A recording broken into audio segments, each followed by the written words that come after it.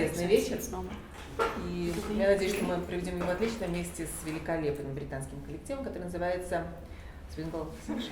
На самом деле это совершенно уникальный коллектив по одной простой причине, потому что быть известным, популярным и востребованным на протяжении больше, чем полвека, а эта команда существует 53 года, с 62 года, это просто нереально. На самом деле этот коллектив имеет огромную историю. Они начались в Париже в 63 году. Я сделала такую маленькую справочку, да, для того, чтобы мало ли кому-то сказать, а кому-то напомнить. В 63 году The Swingle Singers появились в Париже. 10 лет этот коллектив блистал на парижских сценах, в парижских клубах, выступал и был известен.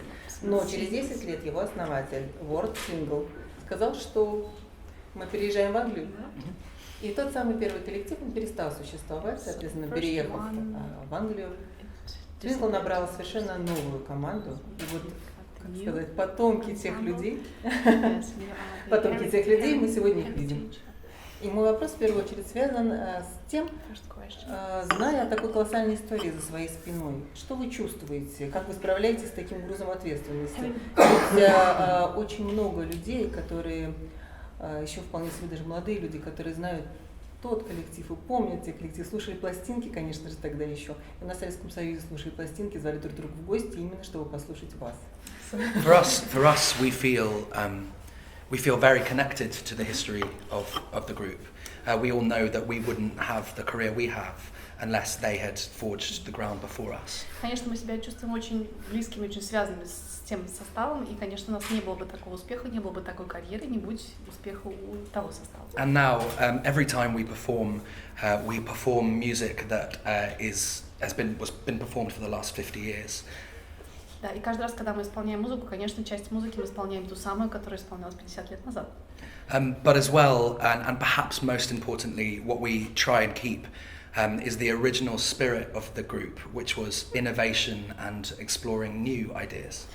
И, наверное, одно из самых важных, возможно, самое важное, что мы стараемся донести, это дух того самого ансамбля, это инновации и привнесение каждый раз чего-то нового в исполнительство. And Ward Swingle, we were in touch with him right up until he died earlier this year.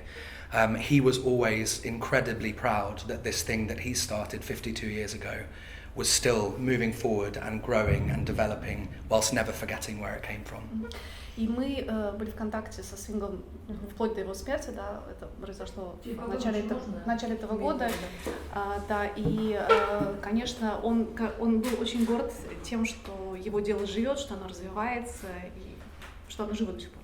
Хорошо, тогда у меня такой вопрос к вам. Когда был жив, соответственно, Уорд, когда он начинал этот коллектив, он был руководителем, он был менеджером, он же был продюсером. Он был тем, кто держит его в руках, коллектив. Как сейчас происходит отбор? Вот в коллективе всегда происходит какое-то движение.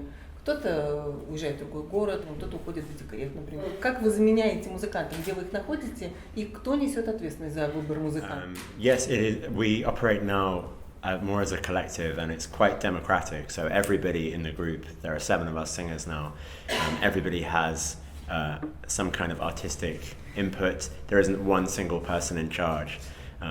So there will always be somebody whose job it is to, for instance, take a rehearsal that day.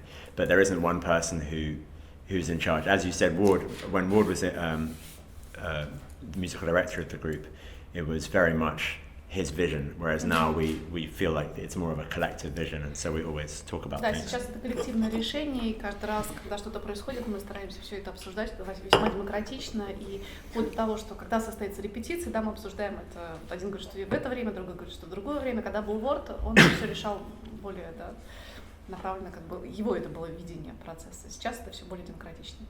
Though actually right now we are in the process of recruiting a new singer. So one of our singers left in the summer, and we are auditioning for a new singer. You want to be 8? No, 7. So we, at the moment, one is on the way out, and we are bringing a new singer in. And that whole process, we are the ones who audition for the new singer. It is not another manager or someone else. It is the other 6 singers. So we run the auditions, we make all the decisions, and we appoint the new singer. And in the same way, this works across our whole business. Every aspect of it is run by the singers who are in the group. We're advised by management and agents and others, but for us, it is our our company, our business. Сейчас мы находимся в процессе поиска 7-го человека. Сейчас у нас 7, но тем не менее у нас летом покинул один из нас. И вот мы сейчас отсматриваем, отслушиваемся вместе и все вместе принимаем решение. Конечно, у нас есть советы со стороны наших менеджеров, продюсеров, но тем не менее все-таки это наше решение, тех оставшихся 6, кто будет 7-м в группе. Каким критериям должен соответствовать вокалист, чтобы попасть к вам? Потому что вокалистов очень много, а у вас коллектив небольшой. I think there are two very important, well, 3 things. I'll do them short. 7 things. So each voice part is very specific for what is needed. So what is required for Ed, who sings the low bass, is very different than what is required for me, who sings the high tenor. So we only ever appoint someone for each specific voice. So the first thing is that they have the right range for that, which can be quite extreme. Первый, есть 3, наверное, вещи, которые самые важные. Да? Первая важная вещь – это требования к, собственно, голосу, потому что, естественно, каждый из 7 голосов обладает определенными характеристиками, которые должны быть. И, конечно, требования к басу, который поет Эд, например, и к первому тенору, который поет Оливер, совершенно различны. Да? Соответственно, человек, которого они подбирают, должны быть определенные требования, собственно, голосу, к его диапазону и так далее, к характеристикам. The second thing we have to find out is whether they can do the very specific type of singing that is required to make the original Bach fugues work, which is very light. The original Swingle music, the that stuff. It's very light, and it is no vibrato, very clean, very soft and small. And so and that they can sing ensemble in that to that level of sensitivity. That is the next thing we look for. Вторая вещь, безусловно, тоже очень важная, это стиль, в котором они работают, это стиль Swingle Singers, голос должен быть очень легким, очень подвижным, и должно быть ощущение ансамбля очень хорошее, это тоже очень важная вещь. And the third thing, and this has become really important increasingly, is that we want every singer who comes in to be a really unique soloist in their own right. So when they take the lead in a song, we want them to move the audience in telling the story as a soloist, as a singer in their own right. So it's tough, they need to be able to do ensemble and also solo simultaneously. И третье, безусловно, тоже очень важная вещь, что каждый приходящий в ансамбль, он должен быть также и солистом. То есть у него должны быть очень характерные, скажем так, черты голоса, позволяющие ему захватить слушателей, когда, скажем, песня акцентирована на соло этого голоса. Да? То есть это очень сложно быть одновременно и в ансамбле, петь в ансамбле, и быть одновременно солистом, когда тебе нужно быть солистом. And then, of course, just as a final thing, we live with each other all the time, basically, so we have to like them too. Yes. И, конечно, еще одна важная вещь, мы практически живем все вместе, поэтому нам просто тоже нравится. То, что у вас все-таки большее количество мужчин, это какой-то принцип, или вам просто нужно собрать коллектив по определенным голосам?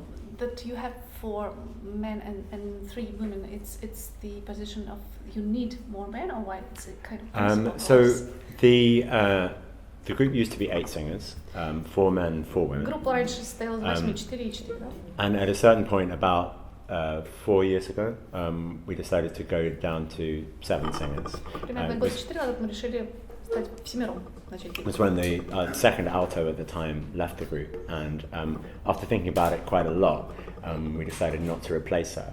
And one of the musical advantages to having more men than women in the kind of repertoire that we sing now is that often Kevin, who's the baritone, and myself we're like the rhythm section. So the original Swingle Singers had 8 singers and a bass player and a drummer, whereas now we are a cappella. We don't tour with instrumentalists. So in reality, often it's like 3 women. At the time, it was 4 women, 2 tenors, and then me and Kevin being the instrument, being the drums and bass. So the result was that the balance was very top-heavy. If you listen to the sound, it almost just sounded like a female group. So now it actually feels more balanced. Дело в том, что раньше Swingle Singers работал с ударником и с контрабасистом, да. Затем пришли к тому, что эти функции на себя взяли мужчины, собственно.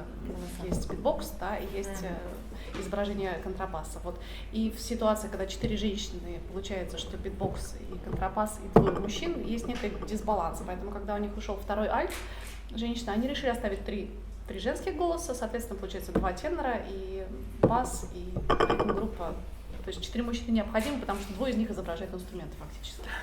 But it also now means that, because I'm the high tenor, often I have to sing the parts that used to be sung by the woman. So I now sing higher and higher and Да, higher. иногда приходится первому тенору петь, собственно, альтовую партию, поскольку вот переходит к нему альтовая как раз.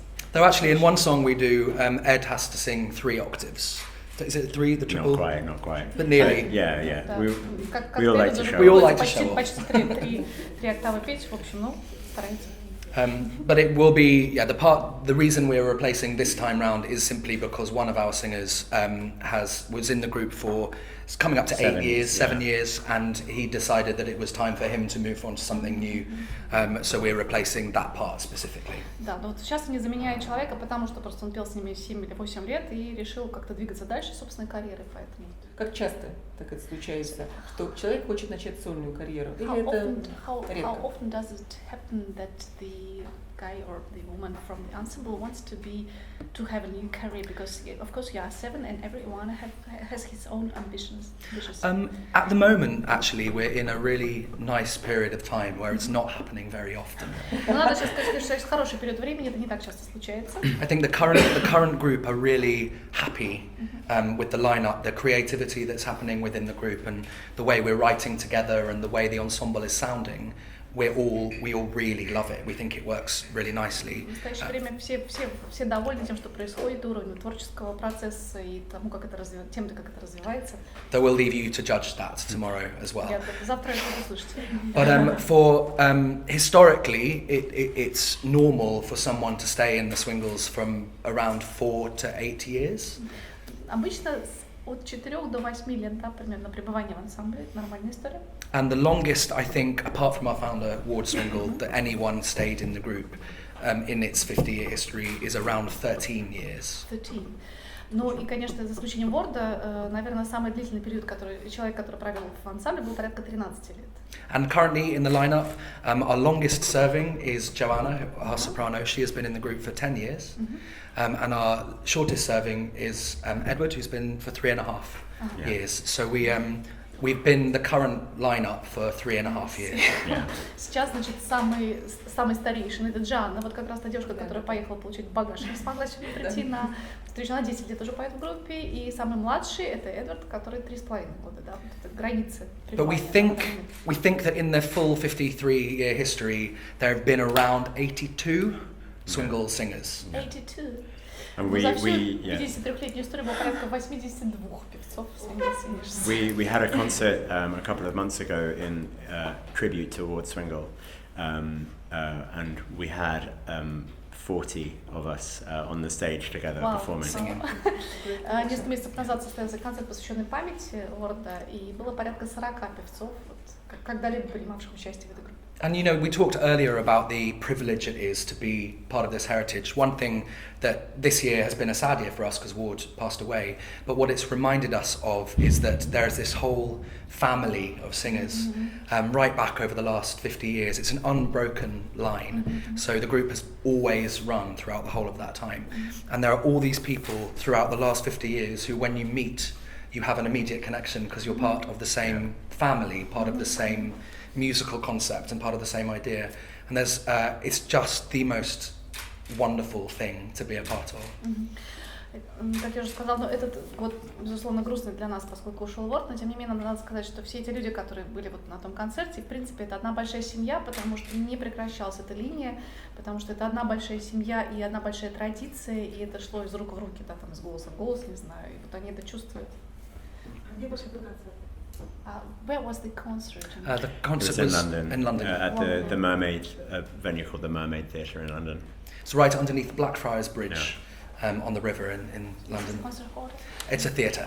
В театре, да, в Лондоне, в театре. Я посмотрела ваш гастрольный график, он колоссальный. Аргентина, Китай, вся Европа. Насколько вперед расписано есть у вас расписание, расписан ваш график, и меняете ли вы каким-то образом программу в зависимости от страны, в которую вы приезжаете? Well, we try to have as many concerts in the diary as possible, stretching forward. Мы стараемся максимально планировать, насколько это возможно. I think we have things for quite a lot of next year already booked, and then some for the year after, maybe even the year after that, a few things. На следующий год точно, да, может быть даже год через один, и что-то еще есть через 2 года. So yeah, we travel a lot, which is fantastic, and our general touring program tends to be quite consistent. It will change kind of gradually. But actually tomorrow's concert is quite special because we're doing almost entirely Christmas music. We made a Christmas album this year, and so we're doing all of the music from that, and a couple of other Christmas things as well.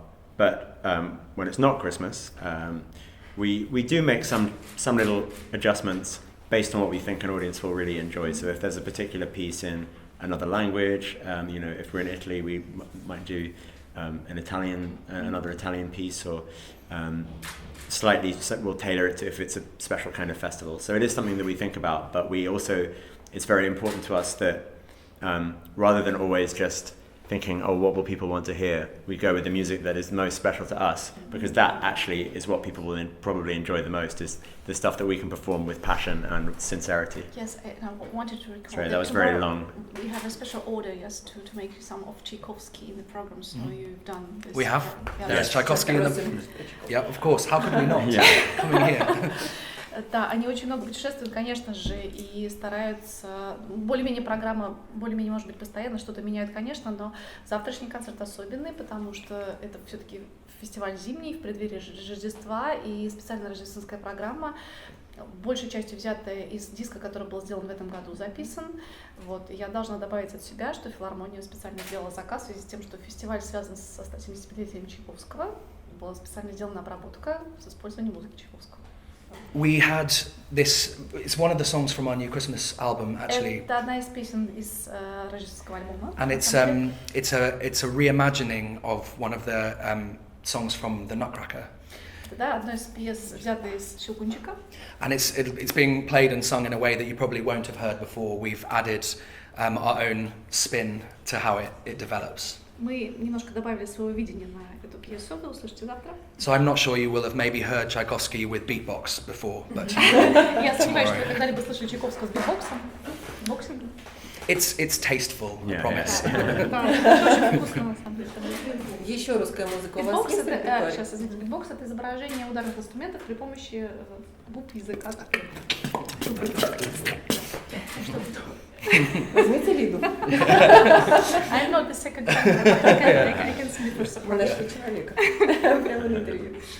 Какая еще русская музыка у вас есть в репертуаре? Или вы ограничиваете себя вот зарубежной музыкой? Do you have any Russian music in your repertoire, or it's just Tchaikovsky? Historically, we have. At the moment, we're not singing any of that at the moment because we have been focusing very heavily for the last 2 years on music that we're writing ourselves. So a lot of the Christmas album and a lot of the album we recorded last year is music that we've written ourselves. So our focus for the last 3 years has really been original music. But we're always up for suggestions of songs that we should sing from the places we go. So if there are any ideas you have of Russian songs that you think would suit us, do let us know, because we always are fascinated to hear music that we haven't heard. Последние года 3 примерно мы сфокусированы на нашей собственной музыке, которую мы пишем специально для нашего ансамбля, да, но мы всегда готовы принимать предложения, поэтому если у вас есть какие-то идеи по тому, какие русские песни могли бы подойти нам в репертуаре, пожалуйста, предлагайте, мы готовы рассмотреть. А что послужило причиной к такому вот обращению в сторону собственного сочинительства?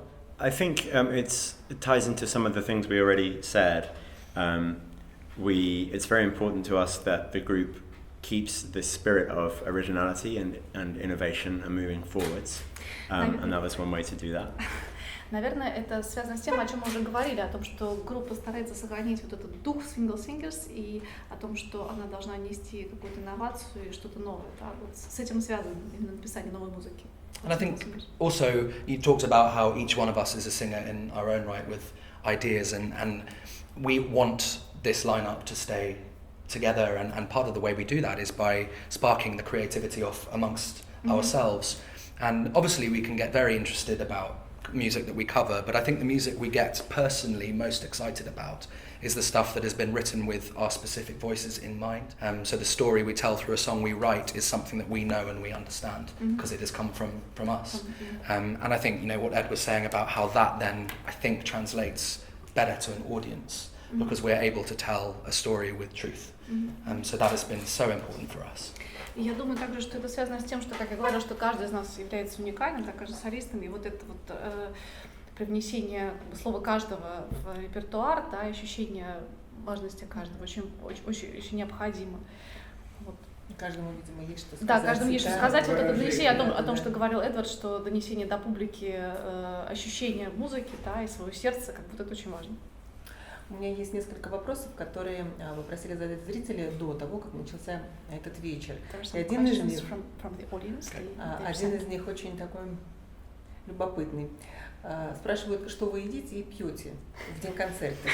Скорее, есть ли у вас какие-то ограничения, есть ли у вас какой-то специальный режим, так как ваш инструмент, это, собственно, ваше тело, ваш голос. Do you have any limitations? Because, of course, your instrument is your voice. Let's both answer that. Yeah, it's different for all of us. Для каждого это что-то свое. We try and, if we have a concert, we drink lots of water, not too much vodka until afterwards. Много воды, немного водки. Не слишком много. And it's not great if you eat right before the concert. И, конечно, плохо есть прямо перед концертом. Because you don't really want to be digesting while you're on stage. Потому что, конечно, не нужно переваривать, когда ты прямо на сцене находишься. Especially when you've got a microphone. Особенно если с микрофоном. But for me personally, I don't worry too much about it. I kind of try and eat healthily and stay hydrated. Для меня лично ничего такого особенного. Я просто стараюсь питаться здоровой пищей, да, никаких таких особенных. I think for me, what I notice most that affects my voice is if I haven't slept enough. So making sure that I'm well rested, which for a traveling musician is very hard to do. Для меня лично самая важная вещь — это хорошо выспаться, что, конечно, для людей путешествующих крайне сложно. But one of the amazing things about doing a job like ours, where we are singing all year round, traveling all year round, is you build up sort of a muscle memory and a stamina that comes from just doing it all the time. So even when you're very tired or even a little bit sick, you can sing as if nothing's. Но опять же, поскольку для путешествующих людей это очень сложно, есть некоторая мышечная память, которой ты доверяешься, и каким бы ты ни был уставшим, ты выходишь на сцену, и мышцы тебя спасают, они помогут тебе. So a couple of the people in our group, though, they swear by drinking Diet Coke just before they go on stage. Да, некоторые люди у нас, пара человек есть, которые пьют только диетическую колу, например, перед выходом на сцену. Other people, I mean, we all have our own different warm-up routines of getting our voices going, but каждого свой тип разогрева перед выходом на сцену. But something that is fairly universal for all of us is once we've done a gig and we come off stage and we're feeling euphoric and happy and like a job well done, at that moment we nearly always want either a glass of wine or a glass of wine. Когда мы выходим на сцену и понимаем, что все здорово, все классно, ну, действительно, нам нужно какой-то бокальчик вина. Just to help, you know, calm down.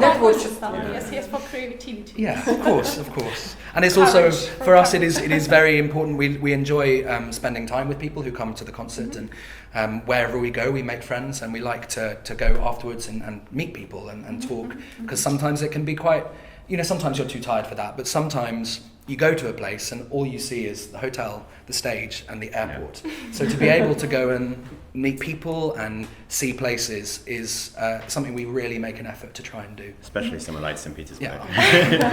На самом деле мы очень любим общаться с людьми и стараемся общаться, потому что когда ты все время находишься в путешествиях, что ты видишь, это отель, аэропорт и сцена, да. И если есть такая возможность пообщаться с людьми, например, после концерта, мы стараемся ей воспользоваться, и особенно в Санкт-Петербурге. Надеемся, что это случится. Традиционно принято считать, что очень приветливая русская публика, очень приветливая итальянская публика. Мы очень энергичные, очень такие жизнелюбивые и открытые. Вот если какая-то, согласны ли вы, во-первых, с этим утверждением, потому что вы выступали перед одними, перед другими, а во-вторых, если какая-то публика, которая для вас вот лично очень оказывается тугой, тяжелой, сложной? Yeah, I think I've always had really lovely experiences with Russian audiences.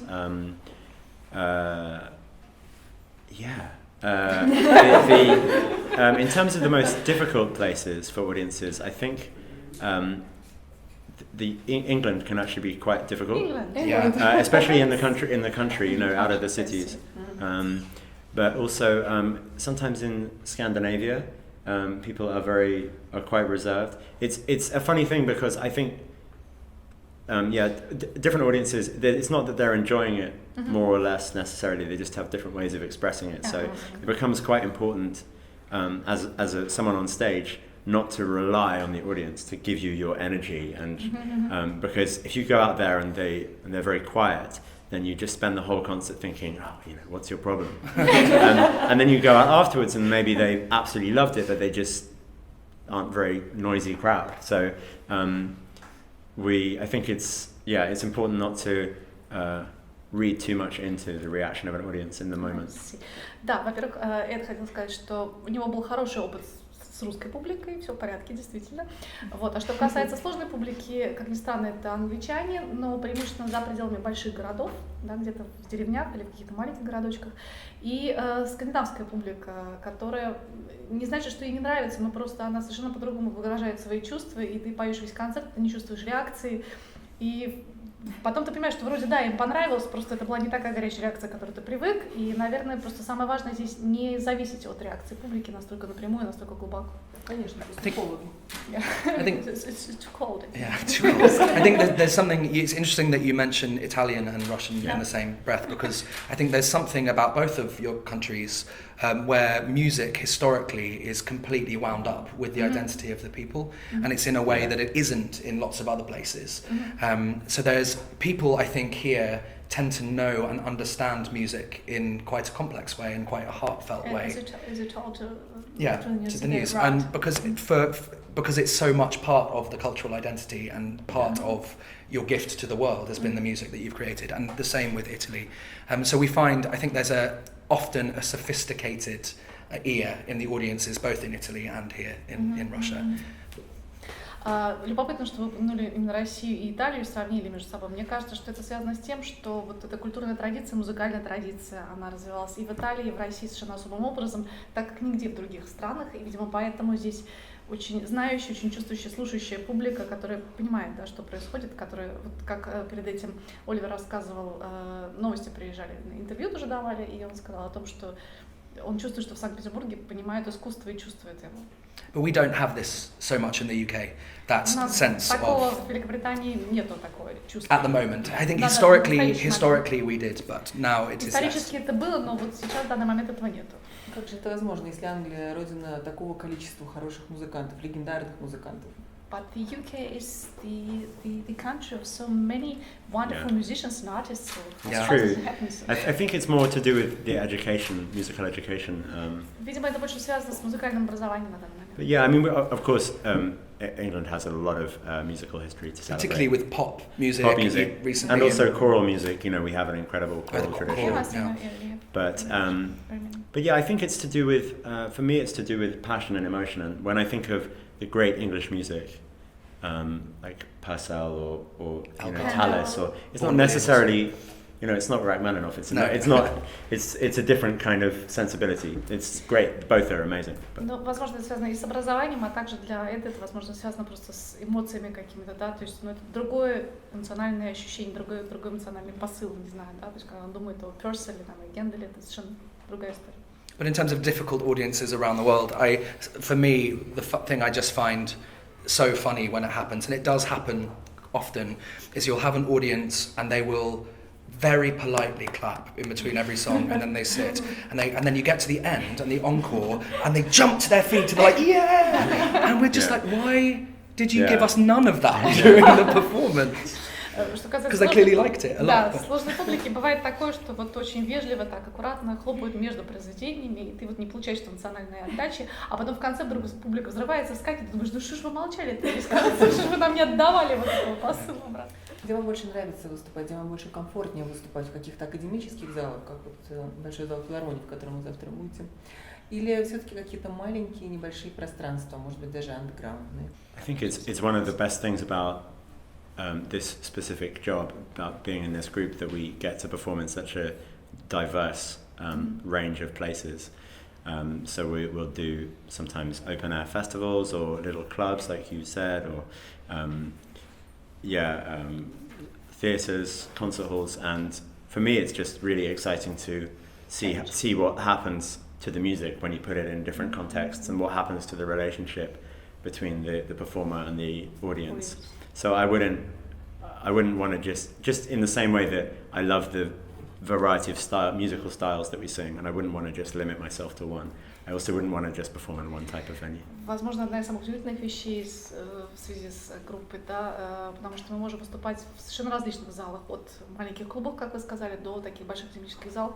Я бы не стала себя ограничивать в том, что мне больше нравится. Мне просто нравится наблюдать за тем, как происходит, как меняется связь между группой и публикой, которая находится в зале, в зависимости от его размера, типа и так далее.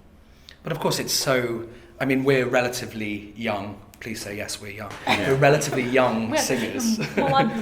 And so for us, it is when we get to play in a hall like this one, or we recently did a run of performances in La Scala in Milan, or the Albert Hall in London. When you're playing in those venues as a quite young performer, you do have this very surreal moment when you step out onto the stage and look up, where you think you might possibly be completely dreaming, that this can't be right, that you have the permission and ability to be there. And it's those moments that are just completely thrilling, because you'd think back 5 or 10 years in your life and wonder whether you could have ever imagined that you would sing in those venues, and I don't think I could. So when it's now our life and our reality, it's another one of the things that is an incredible privilege for us as singers. Поскольку мы, в общем, достаточно молодые певцы, выступать в таких залах, как Большой зал филармонии, или как Ла Скала, где они недавно выступали, как Альберт Холл, где они тоже недавно выступали, выходя на эти сцены, ты вдруг понимаешь, что вау, неужели это действительно с тобой происходит? Скажем, лет 10-15 назад я не мог себе представить, что это возможно, что я выйду на такую сцену, да, и вот это само ощущение, когда ты выходишь на историческую сцену, и эта возможность выйти, она, конечно, уникальна, мы гордимся тем, что мы можем так делать. But then there's also an amazing charm about being in a basement in Manhattan, where there are 25 people in front of you and you can see every expression. That is also really fun. Ну, классно также выступить на Манхэттене, когда перед тобой 25 человек, и ты изливаешь свою душу каждому в отдельности. Это тоже здорово. We could turn the lights off in here later and do a concert, you know, in this room with you. Можно здесь выключить сейчас свет и устроить концерт здесь тоже. Shall we make a concert? Yeah, I think we should do it. We can sing the other parts just amongst ourselves, so it'll be fine. I can play the jazz waltz. Perfect. В общем, бы хотелось узнать о каждом из вас что-то подробное, но так как у нас есть вы двое, вы можете рассказать о том, как вы попали в эту группу, чем вы занимались до того, и немножечко о том, как остальные участники. Okay, so to say about me, I was born so I'm from London originally. I grew up there, and I didn't really know. I didn't decide to be a singer at any particular time. I was studying English literature at university, and I did a lot of singing as my sort of full-time hobby.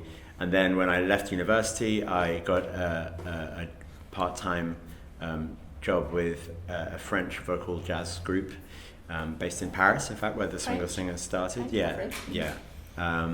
So I did that for a couple of years and was writing lots of music, getting more and more into it. And then I was doing a master's in journalism. I thought I was going to probably be a journalist when this job came available. And I was aware of the Swingles. I had been following them for several years, and I had decided very early on that if this particular job, the low bass job in the group, came open, whatever I was doing, I would go and audition. So I did, what else? That was 3.5 years ago. And that was 3.5 years ago.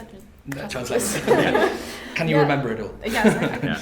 Я родился в Лондоне, учился в Лондоне и занимался литературой. И после того, как я закончила университет, так случилось, что я попал во французскую вокальную группу, и пару-тройку лет я пел там, но я всегда увлекался свинглами и следил за ними, и как-то сам для себя понял, что если когда-либо откроется такая возможность прийти в группу The Swingle Singers, я, конечно, это сделаю. Вот так получилось, что я там оказалась. For me, I've always sung since I was very little. I started in the way many English boys start singing, which is in the church choir. So that's where I started. sang in choirs all the way through when my voice broke, and then right the way up through. Again, I studied, like Edward, I studied literature in university. I decided not to study music, but I wanted to study literature. But on the side, I've had vocal lessons since I was 5 years old. So I've been always training, but I wanted to study books first. But all the way through university, I sang in some semi-professional groups. Then also started singing gospel music, doing some musical theatre when I felt like it. For a tenor, those songs are the best because they just let you sing high and loud the whole time. So I enjoy that. Not countertenor. It's all chest belt for me. And then I actually worked for a charity for 4 years after that, and then suddenly had a moment when I hit 26 where I thought, if I don't try and do this professionally and put my life on the line for this, I'm going to regret that for the rest of my life. And the Swingles was the first job I auditioned for. I was lucky at that moment in time that the tenor job was open. I'd never heard of the group before, and it took me. The profile in the UK is not among our generation is not very high. So I auditioned for the group because 3 people told me this would really suit you. This is good. And in the end, I was like, fine, I'll go. I auditioned. Then I heard them sing properly and was like, oh, I really want this job. So then auditioned and got it, and that was 5 years ago now. So that was my route into the group. В отличие от Эда, Оливер как раз всю жизнь занимался пением, но как большинство мальчиков, поющих в Англии, он начинал в церкви, продолжал в церкви, и всю свою жизнь занимался пением, и когда голос сломался, да, значит, как бы до и после. Но тоже в какой-то момент он решил для себя, что он хочет заниматься литературой, и закончил тоже как литературовед, скажем так, университет. Но где-то, когда ему стукнуло 26 лет, он решил для себя, что если сейчас не займусь профессиональным пением, то, наверное, это будет та вещь, которую я буду всю свою жизнь сожалеть. И решил все-таки заняться этим профессионально. Какое-то время пел в полупрофессиональных группах. И до этого никогда не слышал Swingle Singers. Но когда открылась вакансия там, 3 его друзей сказали, что тебе надо туда сходить и попробоваться. Как раз это была теноровая вакансия. И перед тем, как туда пойти, он решил послушать запись и сказал, вау, я хочу эту работу, я хочу там работать. Ну и так случилось, что он туда попал. And others in the group have come from all sorts of different places. Musically and geographically. Yeah, geographically. So we have in the group at the moment, we have an American who relocated to London from East Tennessee, a small town in East Tennessee, when she joined the group. We have our baritonist from Toronto, so he moved to London from Toronto. Our alto and our other soprano, they met at the Guildhall School of Music in London. So they were both training in the conservatoire to be singers when they got the job. Both 2 of the girls, yes. So we've all over the place musically. We have a couple who are jazz has been their main tuition, a couple of us who our main language was choral music before we did this, and all sorts of everything in between. So I think that's part of what gives the current lineup of the Swingles quite an interesting sound, because we didn't all come from the same place at all. Наверное, то, что сейчас порождает такое интересное изучение Swingle Singers, дело в том, что остальные участники прибыли и с точки зрения географической, музыкальной совершенно с разных сторон. Есть один участник из Америки, есть один участник из Торонто, 2 девушки, профессиональные вокалистки, которые закончили Guildhall Music School в Лондоне, да, в общем, совершенно разные, но именно это делает уникальным звучание. Я сделала один вывод. Если хочешь стать вокалистом в Британии, поступай в литературный факультет. So, what I understood that if you want to be a vocalist in the Swingles, you have to finish the literature faculty. Always, yeah. Yes. There's a quiz on Shakespeare in the interview. Это самое важное. Шекспировские просто страсти у вас. But I'm actually very excited. Sorry, this is a tangent, but my favorite novelist, my favorite author is Vladimir Nabokov, and I just remembered last night. Oh, there's a museum here, so I'm going to go tomorrow to the house where he was born in St. Petersburg. So his literature geek is going to get an outing tomorrow. Завтра в литературном все время проснется. Любимый автор это, да, Набоков. Все, слушай, завтра надеется посетить его музей, дома, где родился. Вам вообще хватает времени вот на хобби, на чтение, на какие-то человеческие радости с таким графиком? Well, you know, the great thing about reading is that it can be done. It's really good to do on planes. We spend a lot of time on planes, so we read a lot. But also, the way that we work as a business is we're not on tour consistently. We'll go away for 3 weeks, come home for 2 weeks, go away for 6 weeks, come back. You know, we're dotting around. And when we're in London, we're quite careful with our time when we're there. So we only rehearse when we need to rehearse with new music or to tidy things up. And if we don't need to rehearse, we like to give each other the time to spend with our families or to pursue other work or other projects or all that stuff. So, because we've recognized that we do better in this job if we are fulfilled as people and not just in the job.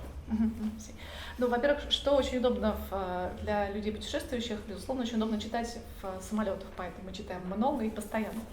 Вот. Но когда, надо сказать, что турне наши бывает, да, там, скажем, 3 недели мы путешествуем, 3 недели дома, или там 6 недель путешествия, 3 недели дома.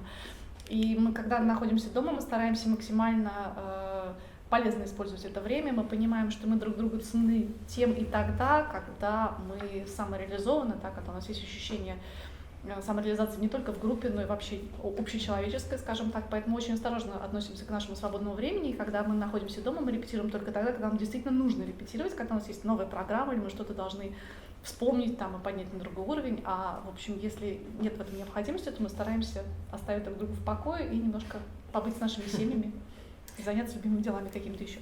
У меня есть еще буквально 2 вопроса, которые должны подвести некоторые итоги нашему разговору. Первый связан с завтрашней вашей программы. Все-таки расскажите немножечко. Мы видели афишу, но расскажите немножечко поподробнее, что будет завтра. И второй вопрос. Вы приезжаете сюда, в Петербург, регулярно. Что нам ждать на следующий год? Надеемся, что вы будете здесь. So the program of tomorrow's concert is very much focused on Christmas music. It is almost all of the music from our brand new album, which is called Yule Songs Volume 2. And so we're doing all of that, some other Christmas music, a few other things that aren't Christmas music, but it's very much a festive focus tomorrow. Завтрашняя программа, как я уже говорила, сфокусирована на рождественской музыке. Большая часть будет взята из альбома, который в этом году записан, но также будет другая рождественская музыка. В общем, все связано с Рождеством, с праздником. And there's also a mixture of a cappella music, just us, and collaborations with the orchestra. И, собственно, концерт представляет собой смесь музыки акапелла и сотрудничества с оркестром. And actually one of the collaboration pieces, which, we've talked a lot about the long history of our group that we're doing tomorrow is an arrangement that was taken from the very first ever Swingles Christmas album, which was in 1965? 68. And it was a Ward Swingle arrangement, and we have brought that out to do with the orchestra here.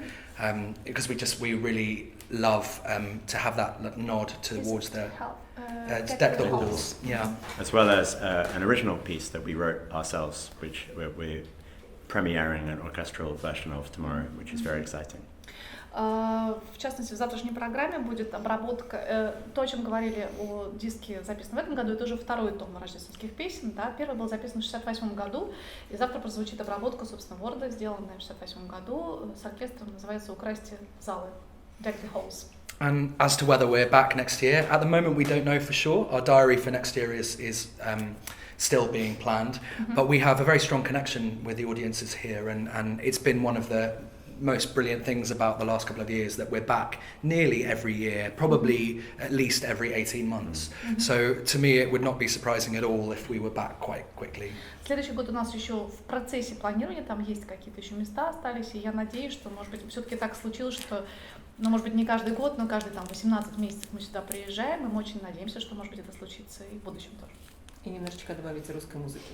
Yes, I'm going to add a little bit of Russian Yeah. music. Well, you must suggest Send us us the your song. suggestions. Советуйте, какие песни вы хотели бы услышать в нашем исполнении. Мы будем описать имейл в течение Yeah. года. Or through Facebook or all of that. So, Yeah. Music@swinglesingers.com. Maybe some arrangements. yeah. Хорошо, дорогие друзья, если у нас есть какие-то вопросы, может быть, мы можем пока что задать их и ответить, соответственно. Вопрос о личной жизни всех участников. У всех ли есть семьи и дети? Дружите ли как-то семьи, дети знакомы ли между собой? Ну как это все происходит? Они же вместе живут практически. Do you all have families? Do you have all children? And if the children are friends between, Do you know none of us have children. Ни у кого нет детей. We're all quite young. Вы Quite достаточно young. молоды. We have all 3 of our Swingle ladies are married. 2 of them were married this year. Все 3 девушки замужем, 2 из них вышли замуж в этом году. The other one, actually, she met her husband in the group. So he was the person who sang my part before I joined. Да, So they met and married in the group. Это был тенор, который был до Оливера. Вот они встретились, когда в группе поженились. And then most of the other people in the group have a significant other at home. But we, obviously, doing a job like this, it's tricky to start a family, but not impossible. And it's something that I'm quite sure there will be Swingle children in the next few years, I'm sure. And we will train them up as... and they will join the group. Yes, we will have them singing Bach in the, Мы like надеемся, это на самом деле довольно сложно иметь семью, вот, иметь такой график, хотя это не невозможно. И мы очень надеемся, что в ближайшее время все-таки дети появятся, и мы планируем их вырастить, собственно, в членах группы. So it could be like the Von Trapp family singers, but the Swingle family, just all the children. And да, просто будет такой Swingle family. Дети будут. Тогда дополнительный вопрос. Вот этих, сказать, мужей для двух в этом году вышедших замуж девушек коллективно оценивают? Yes, Yes. They had to ask us permission first. We signed a contract to say that they wouldn't have any ownership of our business and all of that. It was really fun is quite regularly the husbands and wives and girlfriends come on tour with us and we socially get on very well. So they're all friends of all of us. So we'll have if we know there's going to be a tour where there's going to be some free time and we're going to be in a cool place, we get all the partners over as well so that we have a big На самом деле, частенько такое бывает, что в тур едут друзья, мужья, подруги всех свинглов, да, когда мы понимаем, что есть какие-то интересные места, которые мы посетим, или что мы понимаем, что есть свободные дни, когда мы можем развлечься. Частенько мы выезжаем все вместе со всеми друзьями, подругами, и, в общем, мы со всеми знакомы, со всеми дружим и общаемся. We sang in both of their wedding ceremonies. Oh, we did, yeah. Да, и справляем день рождения, конечно, вместе. Мы желаем вашей большой музыкальной семье любви и творчества. Very big musical family, love and creativity. Thank you. Thank you. Thank you so much.